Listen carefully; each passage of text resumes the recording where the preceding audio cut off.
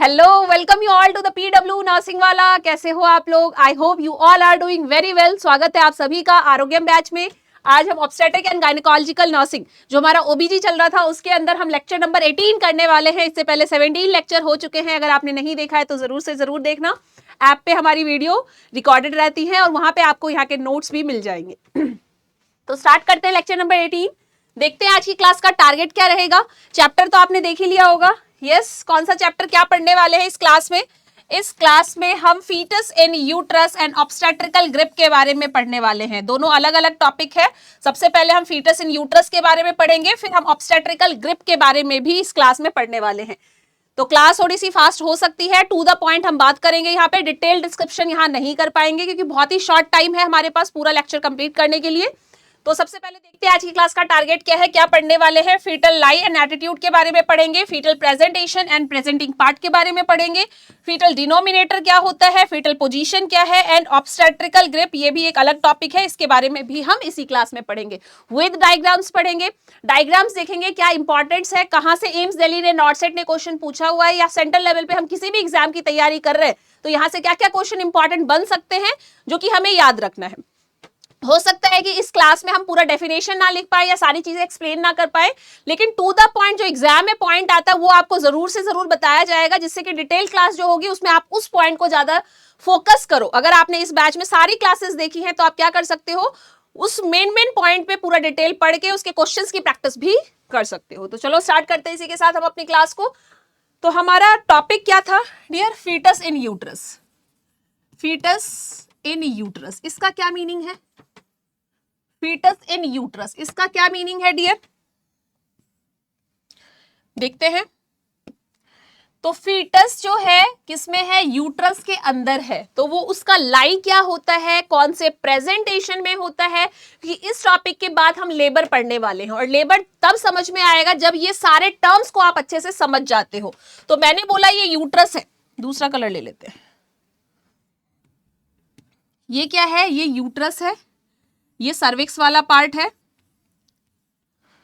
और इसके अंदर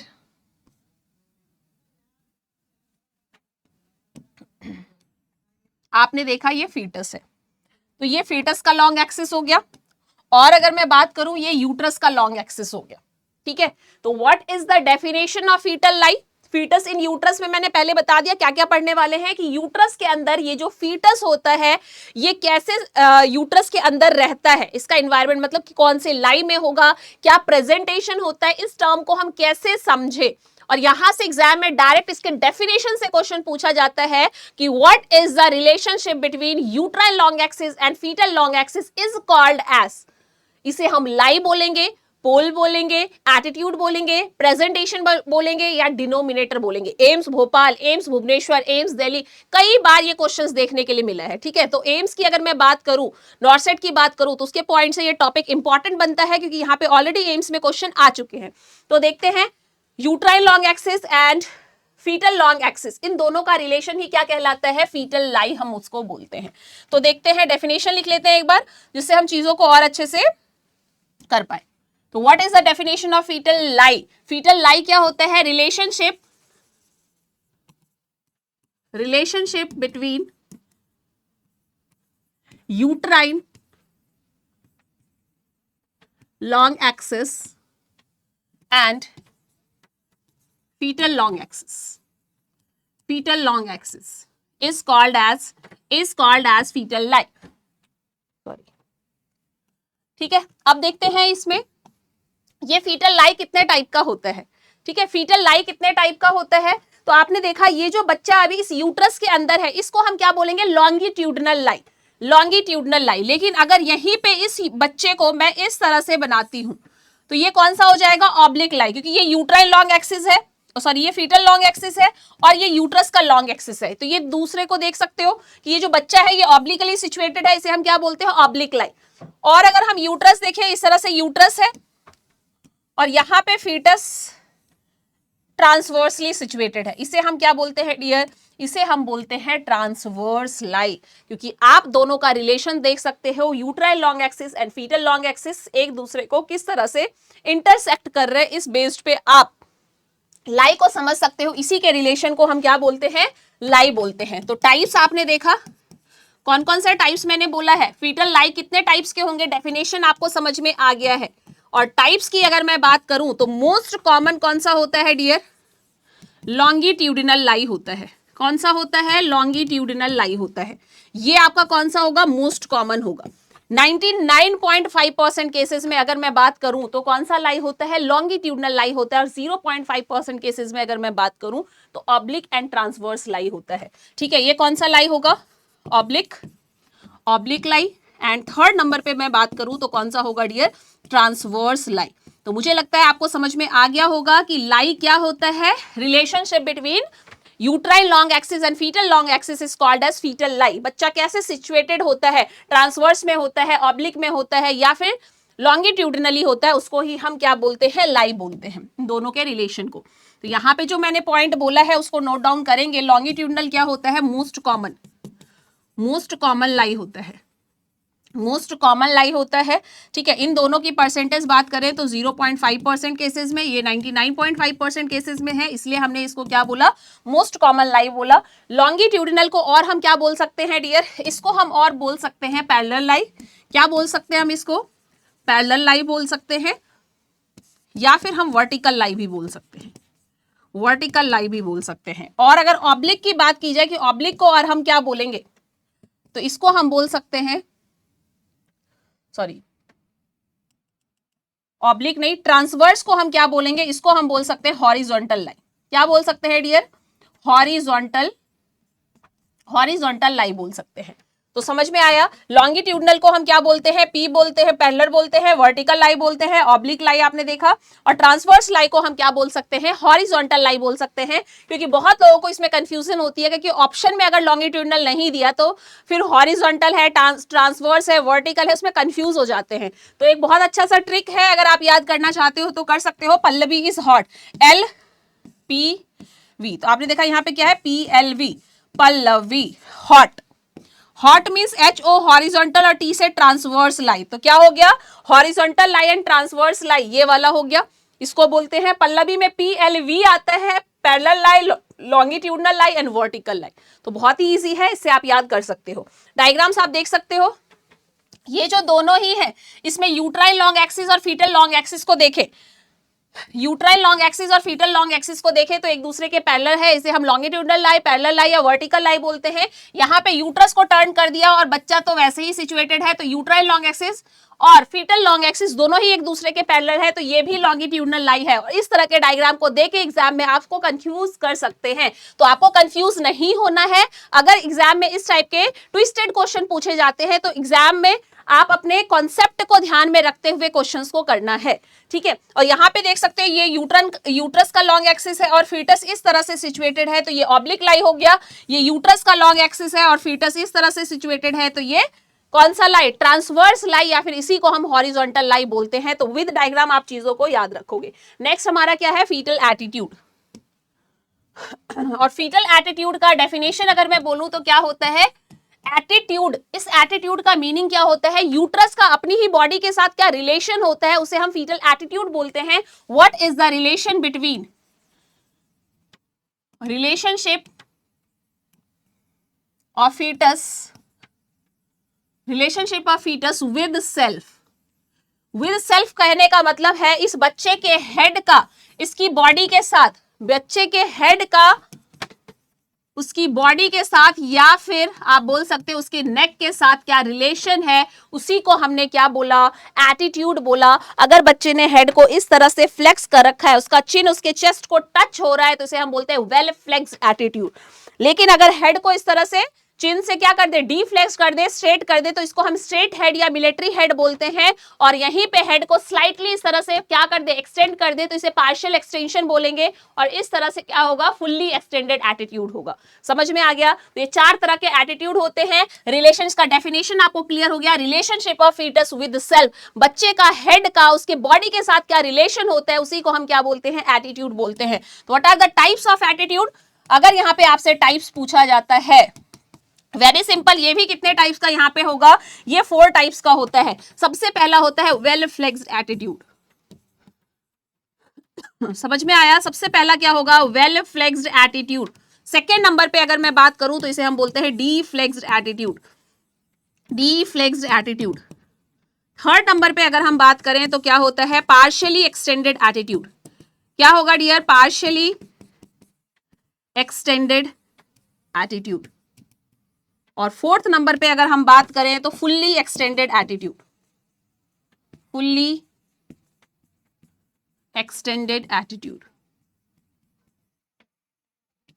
अब देखो, अब यहां पे देखो आप, वेल फ्लेक्स्ड एटीट्यूड ये मोस्ट कॉमन होता है, most common type of attitude पूछा जाएगा। ये आपका most common type of attitude होता है, ध्यान रखना, जिसमें बच्चे का क्या होता है? हेड इस तरह से फ्लेक्स्ड होता है, चिन जो है चेस्ट को टच करता है, बॉडी इस तरह से पूरी तरह से फ्लेक्स्ड होता है। बच्चा वेल फ्लेक्स्ड एटीट्यूड में यूट्राइन कैविटी के अंदर सिचुएटेड होगा, हैंड लेग सब इस तरह से फोल्डेड होगा, फ्लेक्स्ड होगा, ये इस तरह से चेस्ट होगा, इस तरह से बच्चा यूट्राइन कैविटी के अंदर होगा, इसे हम बोलते हैं वेल फ्लेक्स्ड एटीट्यूड। ये most common type of attitude होता है। डी अगर यहां पे पूछा जाएगा वेल फ्लेक्स्ड एटीट्यूड में फीटस के हेड का, जब बच्चा इस तरह से हेड को टच करता है तो उसका डिनोमिनेटर क्या होगा? फीटल के हेड का डिनोमिनेटर। प्रेजेंटेशन क्या होता है?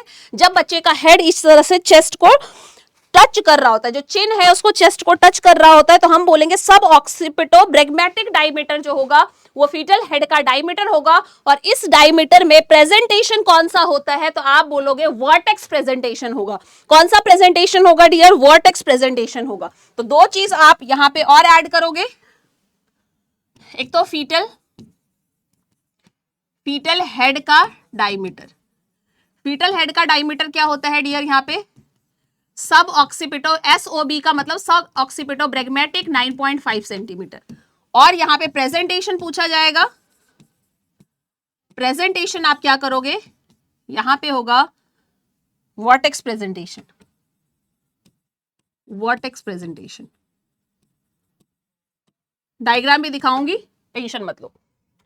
अब डी फ्लेक्स्ड एटीट्यूड, यहां मिलिट्री नर्सिंग सर्विसेज जो होता है, मिलिट्री के एग्जाम में मिलिट्री नर्सिंग सर्विसेज MNS में एक क्वेश्चन पूछा हुआ था, वो क्या था कि स्ट्रेट हेड किसे बोलते हैं? इसे ही हम स्ट्रेट हेड बोलते हैं, इसी को हम मिलिट्री हेड बोलते हैं। मिलिट्री हेड का क्वेश्चन पूछा हुआ था। Military head position of the fetus inside the uterus is called as deflexed vertex attitude. यहाँ पे डी फ्लेक्स्ड एटीट्यूड होता है जिसमें बच्चा इस तरह से जो फ्लेक्स्ड हेड होता है उसको स्ट्रेट कर लेता है। तो देखो इसे हम क्या बोलेंगे? स्ट्रेट हेड, या फिर इसी को हम क्या बोलते हैं? Military head. इस तरह की पोजीशन होगी बच्चे की, कैसी होगी? इस तरह से straight head and military head position हम इसको बोलेंगे, straight head and military head position. यहां पे अगर आपसे पूछा जाता है कि बताओ फीटस हेड का डायमीटर क्या होगा, तो आप बोलोगे फीटल हेड का डायमीटर, फीटल हेड का डायमीटर यहां पे ऑक्सीपिटो फ्रंटल होगा जो कि 11 से लेकर 11.5 सेंटीमीटर में होता है। और अगर यहां पे प्रेजेंटेशन पूछा जाएगा कि बताओ अगर occipito frontal diameter fetal head का है तो प्रेजेंटेशन कौन सा होगा? डी फ्लेक्स्ड वर्टेक्स प्रेजेंटेशन होगा। कौन सा होगा dear? Deflexed vertex presentation. Deflexed vertex presentation normal vaginal delivery के लिए सुटेबल नहीं होता है, जबकि vertex presentation most common type of presentation होता है and suitable for the normal vaginal delivery, suitable for NVD normal vaginal delivery के लिए सुटेबल होता है। समझ में आ गया? तो ये मोस्ट कॉमन वाला, मोस्ट इंपॉर्टेंट आपको समझ में आ गया कौन सा होता है? Well flexed. मोस्ट कॉमनली जो बच्चे होते हैं यूट्राइन कैविटी में वो कैसी एटीट्यूड में होते हैं? वेल फ्लेक्स्ड एटीट्यूड में होते हैं। ठीक है, इससे क्या क्वेश्चन आया हुआ है ये भी मैंने बता दिया। नेक्स्ट हम जाएंगे पार्शियली एक्सटेंडेड एटीट्यूड। अब देख लो पहले पार्शियली एक्सटेंडेड एटीट्यूड कैसा होता है। ये स्ट्रेट हेड पोजीशन था, स्ट्रेट हेड एटीट्यूड बच्चे का था। अब इसी हेड को क्या कर दिया? स्लाइटली एक्सटेंड कर दिया। ठीक है, स्ट्रेट था, स्लाइटली एक्सटेंड कर दिया, और इस स्लाइटली एक्सटेंडेड एटीट्यूड को हम क्या बोलते हैं? पार्शियली एक्सटेंडेड एटीट्यूड बोलते हैं। पहले स्ट्रेट था, देखो ये स्ट्रेट हेड है, ये वेल फ्लेक्स था, ये स्ट्रेट हेड है, और ये पार्शियली एक्सटेंडेड एटीट्यूड है जिसमें बच्चे का जो फीटल हेड का डायमीटर होगा वो मेंटो वर्टेक्स होगा, जो सबसे largest diameter of the fetal head होता है। और यहां पे प्रेजेंटेशन की बात की जाए तो प्रेजेंटेशन क्या होता है डियर? प्रेजेंटेशन यहाँ पे ब्रो प्रेजेंटेशन होता है, जैसा कि आप देख सकते हो। ठीक है, अगर स्लाइडली मैं हेड को एक्सटेंड करूं तो क्या होगा?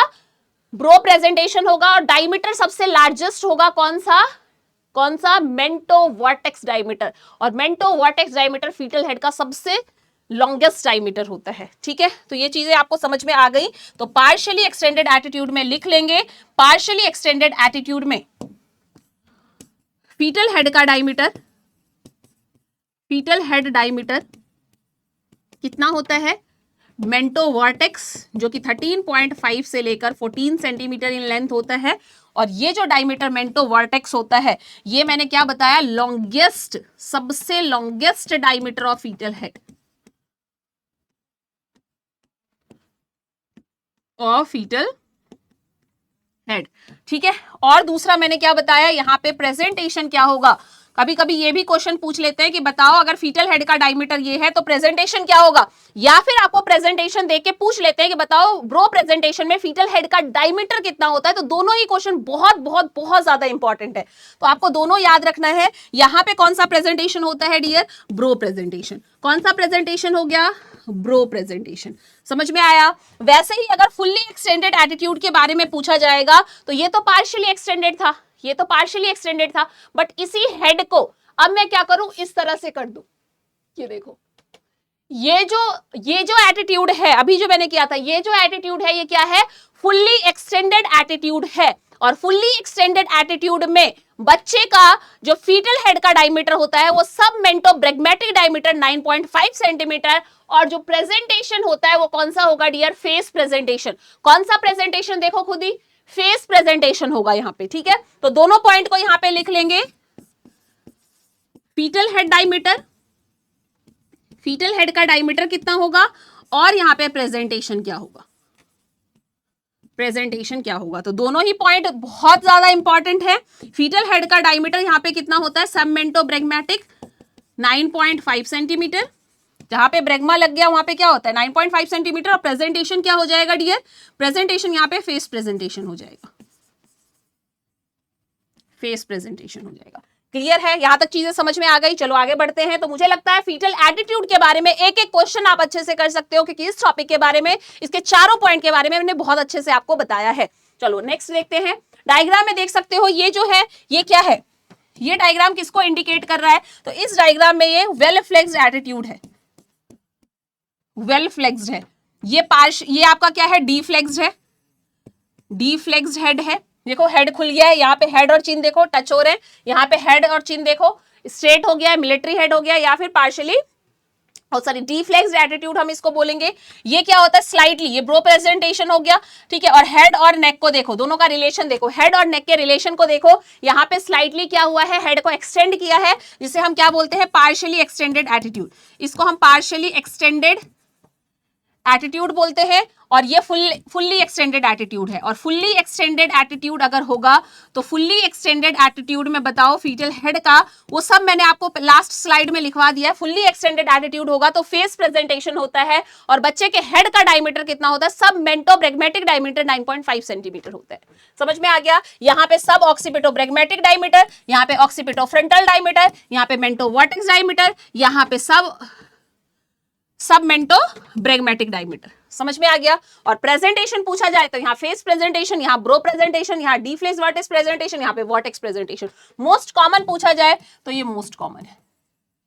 ये कौन सा है डियर, मोस्ट कॉमन। यहाँ लिखा है vertex presentation, military presentation, brow presentation और फेस प्रेजेंटेशन। प्रेजेंटेशन सबसे ऊपर लिखा ही हुआ है। तो ये डायग्राम पूरा मैंने आपको एक्सप्लेन कर दिया है। नेक्स्ट पॉइंट पे आते हैं, fetal presentation.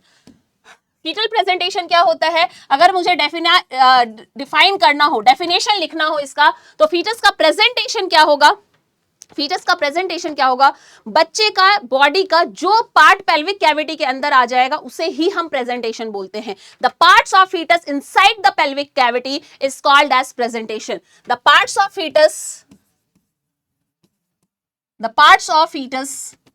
Inside the pelvic cavity is called as presentation। उसे ही हम क्या बोलते हैं, प्रेजेंटेशन बोलते हैं। जैसे मैंने बोला बच्चे का हेड अगर कैविटी में होगा तो वो कौन सा प्रेजेंटेशन हो जाएगा, बताओ। पहला वर्टेक्स, आप बोलोगे क्या, सिफेलिक प्रेजेंटेशन। उसे हम क्या बोलते हैं डियर, सिफेलिक। अगर हेड आ गया तो आप क्या बोलोगे, सिफेलिक प्रेजेंटेशन है। लेकिन अगर बच्चे का बटक आ जाएगा तो आप बोलोगे ब्रीच प्रेजेंटेशन है। और इसी ब्रीच प्रेजेंटेशन को हम क्या बोलते हैं डियर, इसी ब्रीच प्रेजेंटेशन को पोडालिक प्रेजेंटेशन बोला जाता है। और थर्ड नंबर पे अगर मैं बात करूं तो कौन सा होता है, शोल्डर वाला पार्ट आएगा तो उसे हम क्या बोलेंगे, शोल्डर प्रेजेंटेशन बोलेंगे। और बच्चे के एक से ज्यादा बॉडी पार्ट्स अगर पेल्विक कैविटी के अंदर, ऐसा भी तो हो सकता है एक पार्ट से पहले ही था और दूसरा पार्ट और उस कैविटी के अंदर आ गया, तो एक से ज्यादा बॉडी पार्ट अगर बच्चे का एक से ज्यादा बॉडी पार्ट अगर पेल्विक कैविटी के अंदर होगा तो उसे हम क्या बोलेंगे, बताओ, उसे हम क्या बोलेंगे, उसे हम बोलेंगे कंपाउंड प्रेजेंटेशन। बच्चे के एक से ज्यादा बॉडी पार्ट का पेल्विक कैविटी के अंदर होना, और उसे हम क्या बोलेंगे dear, compound presentation. Compound presentation समझ में आ गया? क्या समझ में आया कि सिफेलिक प्रेजेंटेशन क्या होगा, हेड वाला पार्ट अगर हो, ठीक है, पेल्विक कैविटी के अंदर। ब्रीच प्रेजेंटेशन में अगर बटक्स वाला पार्ट हो, ठीक है। शोल्डर प्रेजेंटेशन नाम से ही पता चल रहा है, अगर शोल्डर वाला पार्ट, प्रेजेंटिंग पार्ट कैविटी के अंदर आता है। और अगर compound presentation, more than one body parts, more than one fetal parts inside the pelvic cavity, inside the pelvic cavity at a time is called as compound presentation. समझ में आया क्या? तो फीटल प्रेजेंटेशन क्या होता है, the parts of fetus inside the pelvic cavity जो होगा वही प्रेजेंटेशन होगा। कितने presentation, cephalic, breech, shoulder and compound presentation. कुछ डायग्राम्स यहाँ पे दिए हुए हैं जो कि आप आइडेंटिफाई करके चीजों को समझ सकते हो। यूट्रस के अंदर अगर फीटस का हेड वाला part inside the pelvic cavity चला जाएगा तो ये प्रेजेंटेशन क्या कहलाएगा, सिफेलिक प्रेजेंटेशन। इस प्रेजेंटेशन को हम क्या बोलेंगे, सिफेलिक प्रेजेंटेशन। फिर अगर बच्चे का बटक वाला पार्ट नीचे होगा, पेल्विक कैविटी में जाएगा सबसे पहले, तो इस प्रेजेंटेशन को हम क्या बोलेंगे, breech presentation. And breech presentation is also called as podalic presentation. अगर ये बच्चा इस तरह से आपको दिख रहा है तो ये जो प्रेजेंटेशन होगा इसको बताओ क्या बोलोगे इसमें बच्चे का कौन सा पार्ट, शोल्डर वाला पार्ट पहले जाएगा। ये लाई अगर पूछा जाएगा, अगर यहां लाई से पूछा होता तो ये कौन सा लाई है डियर, ट्रांसवर्स लाई, ट्रांसवर्स लाई।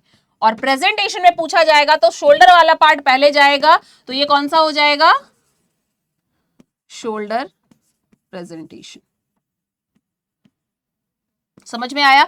लाई कौन सा हो गया, ट्रांसवर्सली बच्चा प्रेजेंट है। अरे शोल्डर वाला पार्ट तो तब जाएगा ना जब बच्चा कैसे होगा, ट्रांसवर्सली अरेंज होगा, तभी शोल्डर वाला पार्ट ऐसे जाएगा, बच्चा सीधा होगा। तो ये शोल्डर प्रेजेंटेशन है। लाई में पूछा जाए ट्रांसवर्स लाई है, इसमें पूछा जाए ये लॉन्गिट्यूडनल लाई है लेकिन बच्चा ब्रीच प्रेजेंटेशन में है, ये भी लॉन्गिट्यूडनल लाई है लेकिन बच्चा किसमें है, सिफेलिक प्रेजेंटेशन में है। तो आई थॉट ये डायग्राम आपको क्लियर हो गया होगा। नेक्स्ट प्रेजेंटिंग पार्ट पे आते हैं।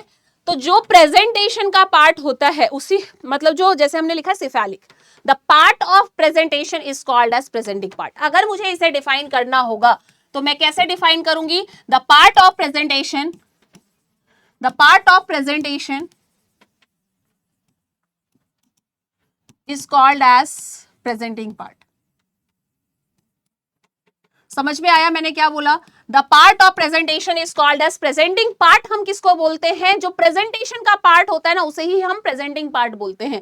तो प्रेजेंटेशन तो आपने पढ़ा ही था सिफेलिक का, आपने बोला कि आपने ये डेफिनेशन में लिखा है पार्ट ऑफ प्रेजेंटेशन। इसी प्रेजेंटेशन के पार्ट्स अलग अलग कर दे, उस पार्ट्स को हम प्रेजेंटिंग पार्ट बोलेंगे। तो सबसे पहला था सिफेलिक। सिफेलिक के कौन कौन से पार्ट्स होते हैं जिसे प्रेजेंटिंग पार्ट बोला जाएगा, तो देखो सिफेलिक प्रेजेंटेशन के पार्ट, प्रेजेंटेशन का पार्ट ही प्रेजेंटिंग पार्ट है। तो सिफेलिक प्रेजेंटेशन का कौन कौन सा पार्ट है, तो इसका पार्ट होता है, सबसे पहले होगा वर्टेक्स, वर्टेक्स, फिर होगा ब्रो, फिर होगा फेस। तो part of presentation is called as presenting part. तो ये वर्टेक्स प्रेजेंटिंग पार्ट है या ब्रो है या फेस है।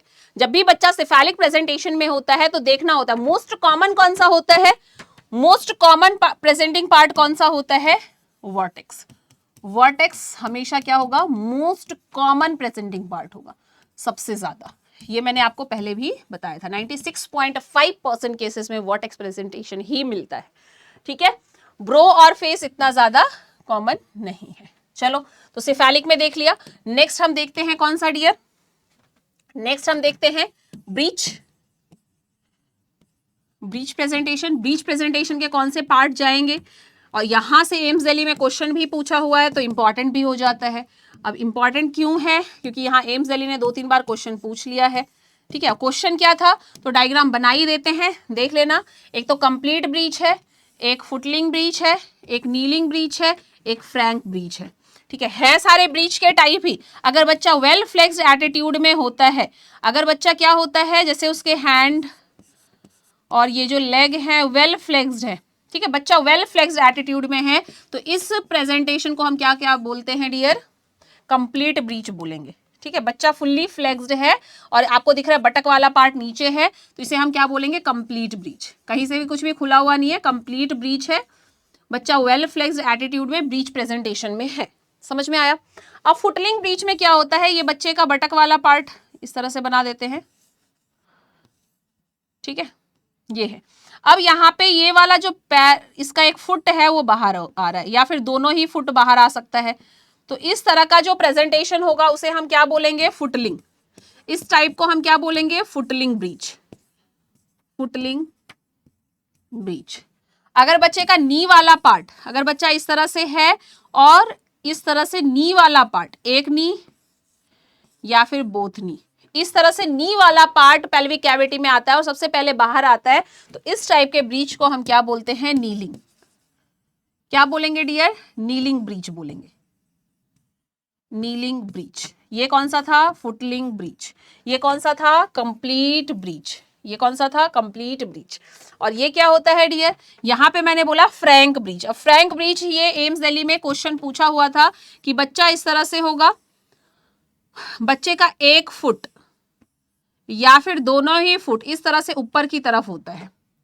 जैसे बच्चे का ये मान लो फुट है, तो ये फुट ऊपर की तरफ एक्सटेंडेड हो, ऊपर की तरफ क्या हो, इस तरह से 1 फुट और बोथ फुट दोनों क्या हो, एक्सटेंडेड हो, इस तरह से, जैसा कि आपको डायग्राम में दिख रहा है। इस टाइप के ब्रीच को हम बोलते हैं फ्रैंक ब्रीच।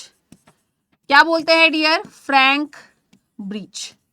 इसको हम फ्रैंक ब्रीच बोलते हैं। तो मुझे लगता है आपको समझ में आ गया होगा, कंप्लीट ब्रीच है, ये फुटलिंग ब्रीच है, ये नीलिंग ब्रीच है, ये फ्रैंक ब्रीच है। फ्रैंक ब्रीच में हिप लिख लेना, इस पॉइंट को जो मैं बोल रही हूँ, लिखने में बहुत ज्यादा टाइम लगता है तो मैं एक्सप्लेन कर देती हूँ। फुटलिंग ब्रीच के अंदर हिप फ्लेक्स्ड होता है बट नी एक्सटेंडेड होता है। नीलिंग ब्रीच के अंदर नी फ्लेक्स्ड होता है बट हिप एक्सटेंडेड होता है। फुटलिंग ब्रीच के अंदर नी और हिप दोनों ही एक्सटेंडेड होता है, और जो कंप्लीट ब्रीच होता है उसमें हिप हो चाहे नी हो, दोनों ही वेल फ्लेक्स्ड होता है। तो ये जो पॉइंट मैंने बोला है सारे ही टाइप में, वो आप मेंशन कर लेना, वेरी वेरी इंपॉर्टेंट। कभी कभी जो मैंने बोला है वही सिर्फ देके और टाइप्स आपसे पूछ लेते हैं, तो आपको ये सारे ही टाइप्स आने चाहिए। तो सिफेलिक का और ब्रीच का मैंने टाइप आपको बता दिया है। तो आई थॉट, मुझे लगता है फीटल प्रेजेंटिंग पार्ट क्या होता है वो आपको समझ में आ गया होगा। नेक्स्ट आप डायग्राम में भी देख सकते हो, फेस प्रेजेंटेशन को दिखाया है। ये कुछ एबनॉर्मल प्रेजेंटेशन है, ठीक है, जैसे ब्रो प्रेजेंटेशन है, ये ब्रीच प्रेजेंटेशन है, ये शोल्डर प्रेजेंटेशन है। देख सकते हो यहाँ पे ये जो प्रेजेंटेशन दिया है वो कौन सा है डियर, शोल्डर प्रेजेंटेशन।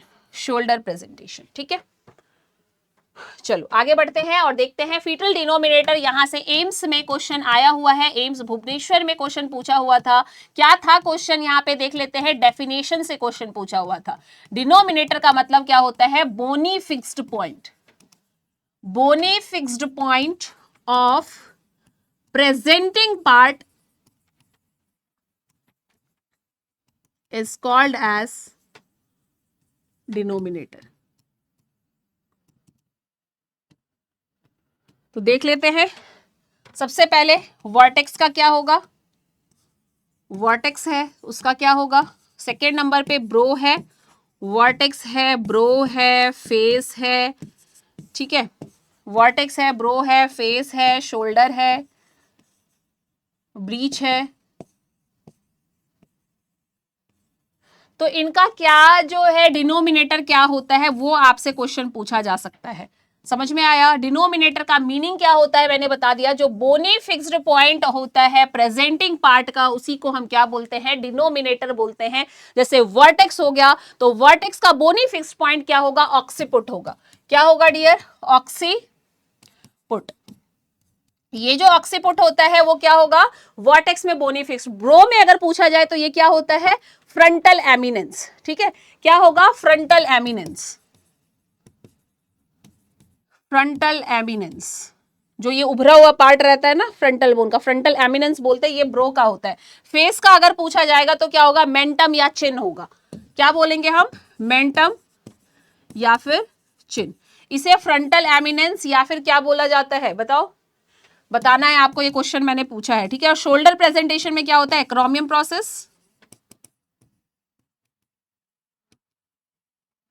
और ब्रीच प्रेजेंटेशन में क्या होगा, तो बताओ यहां पे क्या होता है, सैक्रम, बोनी फिक्स्ड पॉइंट क्या होगा, सैक्रम। तो ये सारा जो मैंने लिखा है ये क्या है डियर, डिनोमिनेटर है। यहां से क्वेश्चन पूछ ले तो मुझे लगता है आपको कोई दिक्कत नहीं होनी चाहिए, बहुत ही सिंपल है। डिनोमिनेटर बोनी फिक्स्ड पॉइंट होता है और उसका नाम यहाँ पे मैंने लिखा है।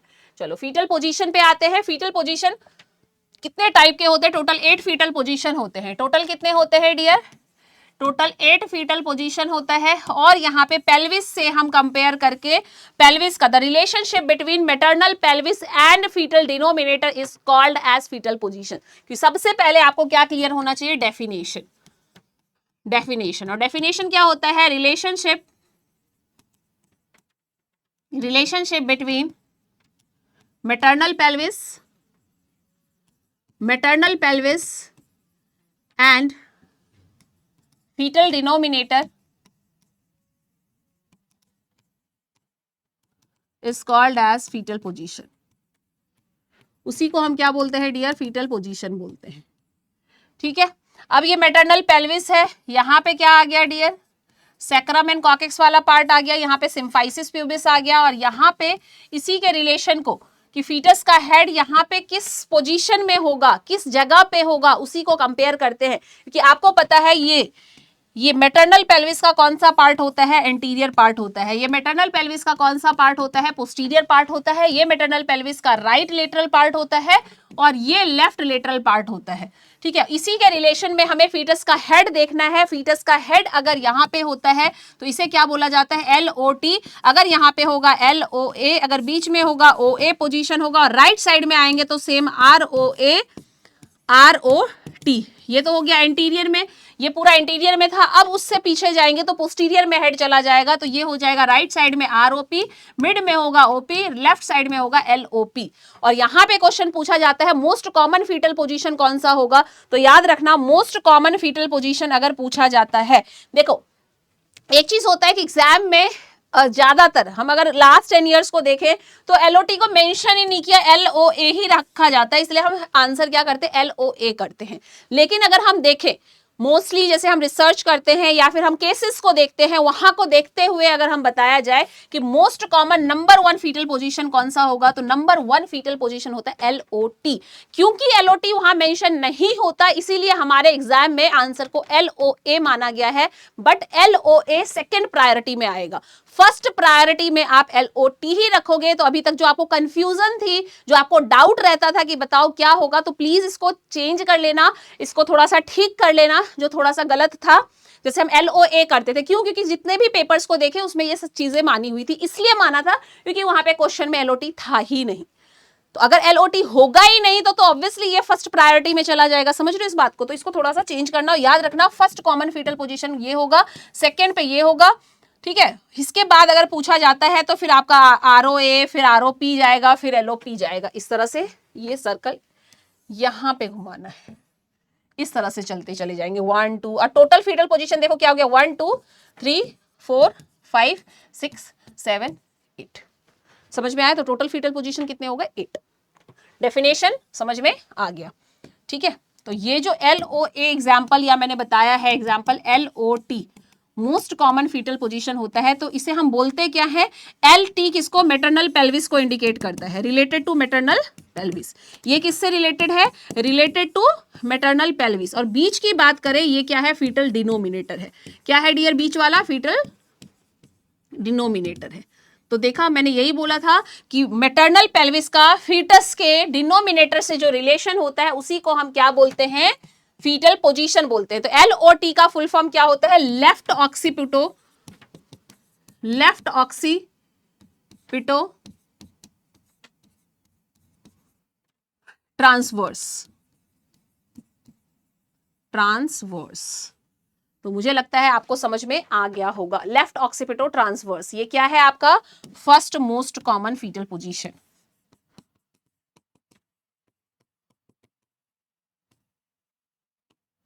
Fetal position.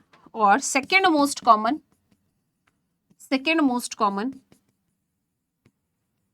कौन सा हो जाएगा dear? LOA। Third most common आपका ROT चला जाएगा, वो ROP चला जाएगा, फिर LOP चला जाएगा। मतलब आप इस तरह से करते जाओगे, ठीक है। चलो, तो वो इतना इंपॉर्टेंट नहीं है, सबसे ज्यादा इंपॉर्टेंट है फर्स्ट, और फर्स्ट नहीं दिया होता है इसलिए सेकेंड मोस्ट कॉमन। बस इतना ही याद रखो, डेफिनेशन याद रखो, टोटल फीटल पोजीशन याद रखो, फिर आप डायग्राम में आइडेंटिफाई करना आना चाहिए। तो ये डायग्राम है, डायग्राम में कैसे आइडेंटिफाई करेंगे? तो ये देखो LOA, ये एग्जाम में पूछा हुआ है, याद रखना, वेरी वेरी इंपॉर्टेंट। ये एम्स के एग्जाम में 2 to 3 टाइम्स रिपीट हुआ है। मतलब क्या? Image based question. AIIMS Delhi ने इस टॉपिक से क्या क्वेश्चन दिया हुआ है? तो इमेज बेस्ड क्वेश्चन। क्योंकि यहाँ पे बच्चे बहुत ज्यादा गलती करते हैं, राइट को लेफ्ट कर देते हैं, लेफ्ट को राइट कर देते हैं। अरे आप ऑक्सीपुट को देखो ना, ऑक्सीपुट अगर लेफ्ट में है तो लेफ्ट वाला जाएगा, ऑक्सीपुट अगर राइट में है तो राइट में जाएगा, कोई कंफ्यूजन है ही नहीं। यहाँ पे देखो ऑक्सीपुट किस साइड में दिख रहा है यार? लेफ्ट साइड में दिख रहा है, इसलिए LOA हो गया। यहाँ ऑक्सीपुट आपको राइट साइड में, ऑक्सीपुट कहाँ है डियर? ये मैंने बताया था ना, ये राइट साइड है, ये लेफ्ट साइड है पेल्विस का। तो पेल्विस के अगर राइट साइड में ऑक्सीपुट है तो कौन सा? ROA हो जाएगा। अगर यहाँ पे लेफ्ट साइड में LOA हो जाएगा। देखो ऑक्सीपुट एंटीरियर में है, एंटीरियर में, इसीलिए ऐसा नहीं कि आगे की और होगा तो हो जाएगा ट्रांसवर्स, क्योंकि अब उसका ऑक्सीपुट लेटरल साइड में हमें दिख रहा है तो हमने ट्रांसवर्स कर दिया है, और हमें दिख रहा है कि फेस आगे आ गया, ऑक्सीपुट हमें दिख ही नहीं रहा, वो पीछे की साइड में, तो हम पोस्टीरियर करेंगे। बहुत ही सिंपल है। इस डायग्राम को थोड़ा सा प्रैक्टिस कर लेना, इसीलिए मैंने यहाँ पे ऐड किया है। 2-3 बार इसकी प्रैक्टिस करोगे तो हम आपको याद हो जाएगा, समझ में आ जाएगा, डायग्राम आएगा तो आप इजीली आइडेंटिफाई कर पाओगे, ठीक है। तो अब एक एक को मैं एक्सप्लेन करूंगी, बहुत ज्यादा टाइम लग जाएगा, फिर भी मैंने बताया है, आप प्रैक्टिस करो, चीजें समझ में आ जाएंगी। चलो नेक्स्ट टॉपिक स्टार्ट करते हैं, obstetrical grip. Very very important, very interesting. क्या है?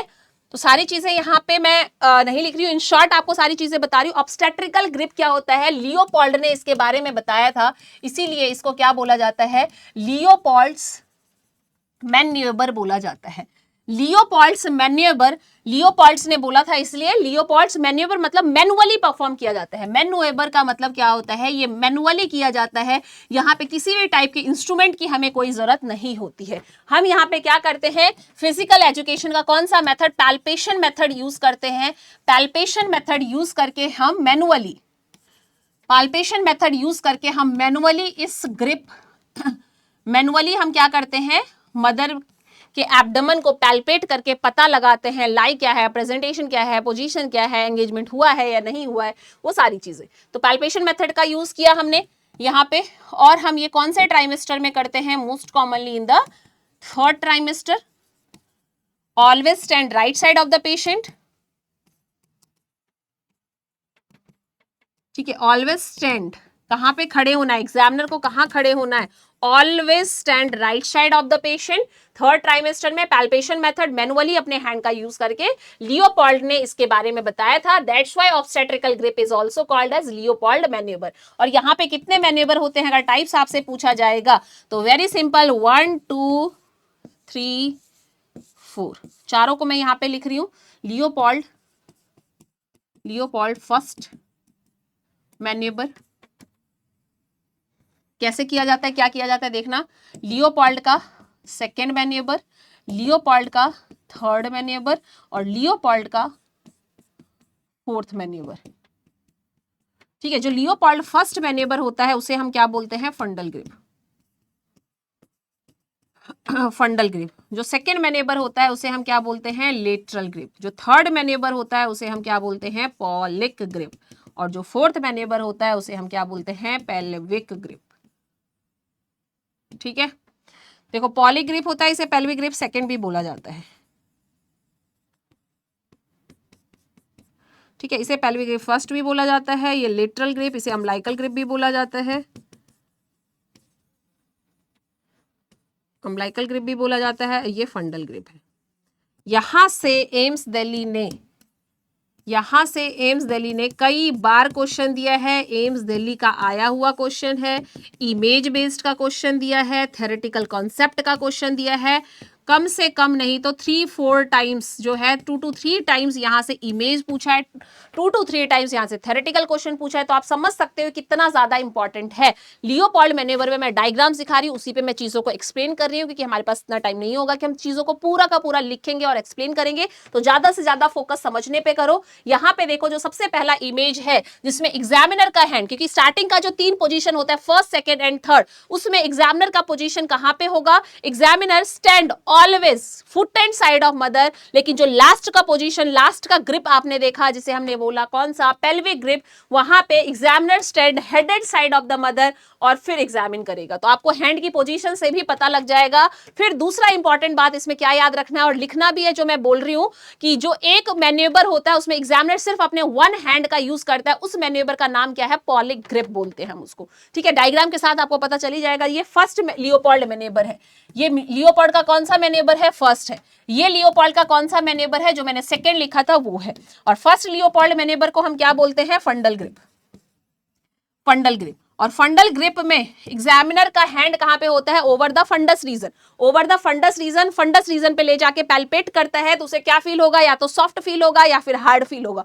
अगर सॉफ्ट फील हो रहा है इसका मतलब कौन सा प्रेजेंटेशन? सिफेलिक प्रेजेंटेशन होगा। ठीक है, तो फंडल ग्रिप आपको पता चल गया। अगर सॉफ्ट फील होगा तो कैसा प्रेजेंटेशन होगा? Cephalic presentation. अगर वहां हार्ड फील होता है मतलब हेड है, इसका मतलब ब्रीच प्रेजेंटेशन होगा। और एम्प्टी होता है इसका मतलब ट्रांसवर्स लाई होगा। समझ में आ गया? तो यहां से किस चीज का पता लगा सकते हैं? लाई का पता कर सकते हैं और प्रेजेंटेशन का पता लगा सकते हैं। वैसे एक मैन्यूवर से बहुत सारी चीजों का पता लगाया जाता है, बट मेनली अगर क्वेश्चन पूछा जाता है तो आप लिखोगे यहां से लाई का, क्योंकि ये एम्स दिल्ली के एग्जाम में क्वेश्चन आया हुआ है। इसलिए मैं मेंशन कर रही हूं कि हम फंडल ग्रिप से किस चीज का पता लगा सकते हैं? लाई का और प्रेजेंटेशन का पता लगा सकते हैं। डायरेक्ट क्वेश्चन हिट करने वाला पूछा हुआ है यहां से। दूसरा मैन्यूवर सेकंड लियोपोल्ड मैन्यूवर। ये फर्स्ट लियोपोल्ड मैन्यूवर था, ये सेकंड लियोपोल्ड मैन्यूवर है, जिसे हम बोलते हैं लेटरल ग्रिप, या फिर इसको क्या बोला जाता है डियर? अम्बिलिकल ग्रिप भी बोला जाता है। और अम्बिलिकल ग्रिप है, लेटरल ग्रिप को हमने क्या बोला? अम्बिलिकल ग्रिप बोला। मतलब एग्जामिनर के हैंड का पोजीशन मदर के एब्डोमेन के साइड में होगा, जो अम्बिलिकस होगा उसके लेटरल साइड में होगा, इसलिए इसे अम्बिलिकल ग्रिप या फिर लेटरल ग्रिप बोला जाता है। और जब हम पैल्पेट करेंगे या तो हमें कर्व्ड स्ट्रक्चर फील होगा, मतलब स्पाइन है, या फिर हमें नोब लाइक स्ट्रक्चर फील होगा, इसका मतलब वहां पे एक्सट्रीमिटीज है। तो हमें क्या पता चलेगा कि इससे हम बच्चे के पोजीशन का पता लगा सकते हैं, राइट में है, लेफ्ट में है, जो अभी पढ़ा था। तो यहां से किस चीज का पता लगाया जाता है डियर? फीटस के पोजीशन का पता लगाया जाता है। तो यहां पे जो मदर की पोजीशन है, देखो सब में मदर की पोजीशन को आपको याद रखना है। मदर की पोजीशन सेम रहेगी। आप बोल सकते हो dorsal position with slightly legs flexed. Dorsal recombinant position में होगी,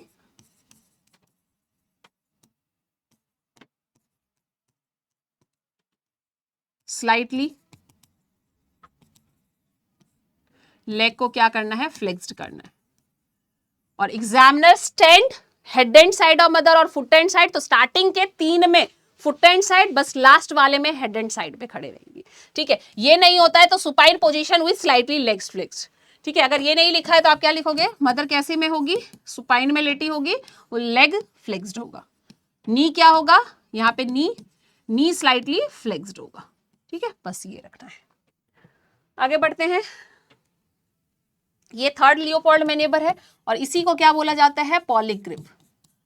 पॉलिक ग्रिप पे मैंने बोला था एग्जामिनर क्या करता है? अपने सिर्फ वन हैंड का यूज करता है। Examiner use only one hand to examine and placement of hand over the symphysis pubis region. Examiner use only one hand and placement of this hand over the symphysis pubis region. Symphysis pubis पे होगा और क्या पता लगाएगा? यहां से क्या पता चलेगा? इस पॉलिक ग्रिप से। तो आप बोलोगे इस पॉलिक ग्रिप से एंगेजमेंट का पता चलेगा कि हेड एंगेज हुआ है या नहीं हुआ है। इससे भी एंगेजमेंट का पता चलता है, इसे हम बोलते हैं डीप पेल्विक ग्रिप। इसे हम क्या बोलते हैं डियर? डीप पेल्विक ग्रिप होता है। वो भी पेल्विक ग्रिप है, ये भी पेल्विक ग्रिप है। दोनों ही ग्रिप से किसका पता चलता है डियर?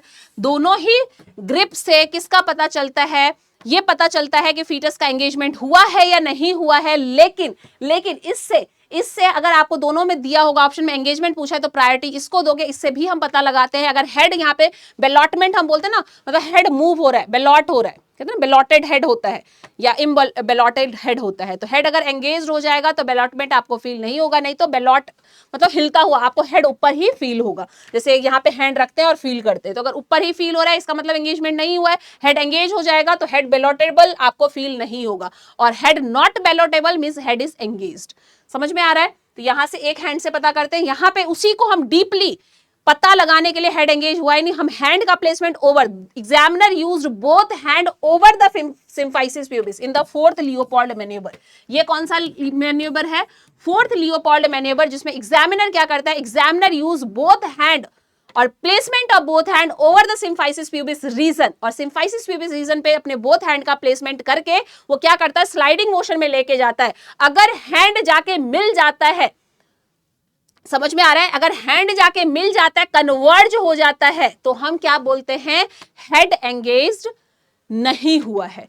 और अगर हेड एंगेज्ड हो गया होगा तो हैंड क्या होगा, डाइवर्जिंग हैंड जाएगा। जब आप स्लाइटली डीपली उसको पैल्पेट करके हैंड को स्लाइडिंग मोशन में लेके जाओगे तो आपका हाथ दूर जाएगा, डाइवर्ज होगा, इसका मतलब है एंगेजमेंट हो गया है। तो यही 2 पॉइंट आपको यहां पे याद रखना होता है। समझ में आया? समझ में आया? जिस ग्रिप को हम क्या बोलते हैं, डीप पेल्विक ग्रिप या फिर पेल्विक ग्रिप फर्स्ट भी आप इसको बोल सकते हो। तो ये इंपॉर्टेंट पॉइंट था। With diagram, direct diagram based question exam में कई बार एमजेली ने पूछा हुआ है, थ्योरेटिकल क्वेश्चन पूछा हुआ है, पोजीशन से रिलेटेड क्वेश्चन पूछा हुआ है, कौन से ट्राइमेस्टर में करेंगे, एग्जामिनेशन का कौन सा मेथड यूज करेंगे, पैल्पेशन किस साइड खड़े होना है, तो right side of the mother खड़े होना है। किसने इसके बारे में बताया था? लियोपोल्ड ने। इसीलिए इसको क्या बोला जाता है, इस ऑब्स्टेट्रिकल ग्रिप को लियोपोल्ड मैन्यूवर बोला जाता है। ये 4 मैन्यूवर है, चारों बहुत इंपॉर्टेंट है, एग्जाम में कई बार आया है, तो स्टार मार्क कर लेना और इसको याद रख लेना विद डायग्राम। ठीक है, कहां पे पॉली ग्रिप किसको बोलते हैं, और इस पॉलिक ग्रिप को भी क्या बोला जाता है, पेल्विक ग्रिप सेकंड बोला जाता है। समझ में आया? वेरी वेरी इंपॉर्टेंट, याद रखना है। चलो, तो हमने क्या क्या पढ़ा है, फीटल इन यूट्रस के बारे में पढ़ा है, ऑब्स्टेट्रिकल ग्रिप के बारे में पढ़ा है। ज्यादा मैं यहाँ पे फोकस कर रही हूँ कि आपको चीजें समझ में आए, लिखने पे कम और समझने पे ज्यादा ध्यान देना है। नोट्स तो आपको मिल ही जाएगा। Thank you so much for joining this class. तो इसको प्लीज रिवाइज करते रहना, जो चीजें समझाई जा रही हैं उसको नोट डाउन अपने लैंग्वेज में करने की कोशिश करना। ठीक है, बाकी जो हमारे अदर बैचेस होंगे उसके अंदर हम पूरा डिटेल में लिख के आपको एक एक चीज समझाएंगे, क्योंकि वहां पे हमारे पास बहुत ज्यादा टाइम होगा, यहाँ पे हमारे पास बहुत ही लिमिटेड टाइम होता है, जिसमें या तो हम समझा ही सकते हैं या फिर लिख सकते हैं। Thank you so much for joining this session. मिलते हैं फिर नेक्स्ट क्लास में, तब तक के लिए बाय बाय, टेक केयर।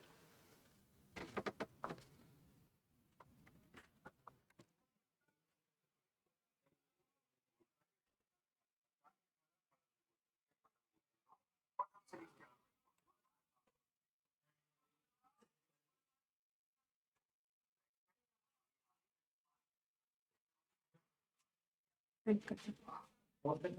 करना, खत्म हो गई थी।